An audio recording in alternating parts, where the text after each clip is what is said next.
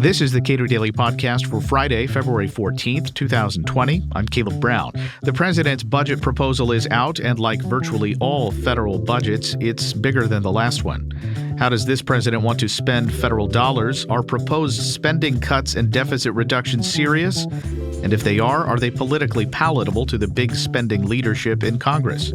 Cato's Chris Edwards comments. Well, this is President Trump's fourth budget. Spending will be up 21% in the 4 years that he has been in the White House. So one thing that's striking is that President Trump's record so far is a big spending record. That said, Trump usually includes a lot of very good cuts and reforms in his budget, cuts to farm subsidies and cuts to Medicaid and cuts to other subsidy programs, privatizing various activities.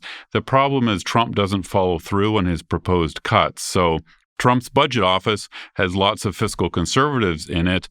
They propose lots of good cuts in his budget, but Trump never follows through. And as a result, Congress takes over and spending goes up and up and up. So if you look at like CBO baseline spending and CBO baseline revenues over the next however many years, you see this nice, clear difference between the two, and the difference is the budget deficit every year. It's massive.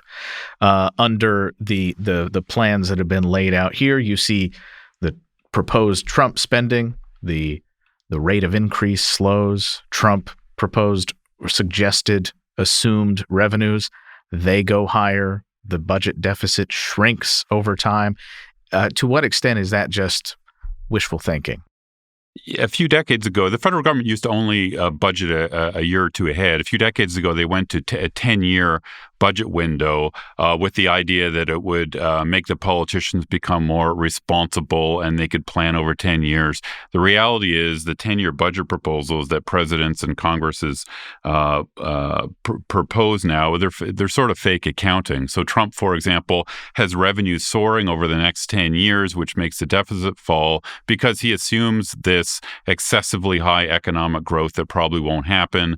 And then on the spending side, he assumes these large cuts to spending over the next 10 years. And so it would substantially shrink spending growth. And I would be in favor of that. But again, the problem is Trump doesn't follow through. So we have trillion-dollar deficits currently. Trump has them supposedly falling to only about a couple $100 billion 10 years from now.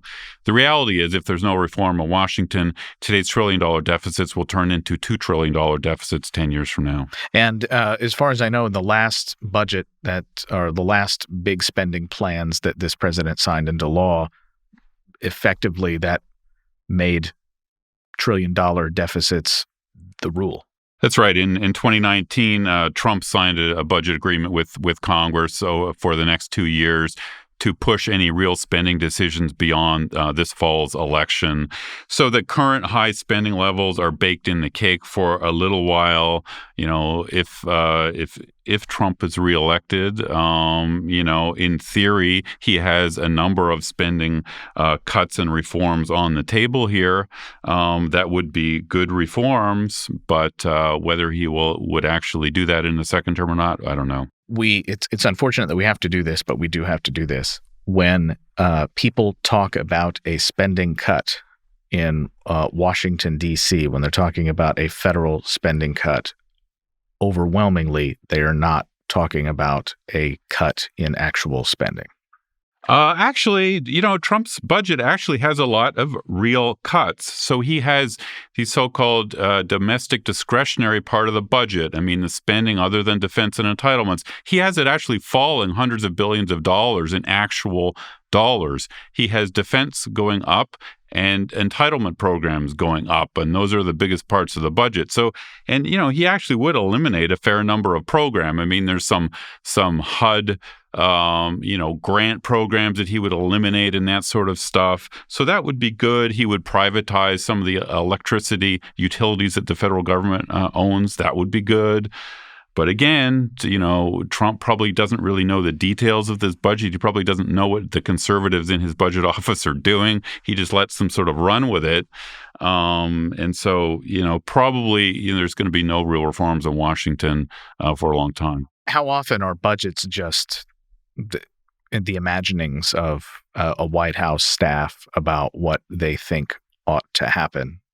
Well, that's what the current budgets are. I mean, budgets are useful because there's a heck of a lot of detailed information about how much all the various departments and agencies spend. So budget wonks like me and us at Cato, they're very useful documents, and they do tell you what the Trump his appointed leaders in the various cabinet agencies want to do.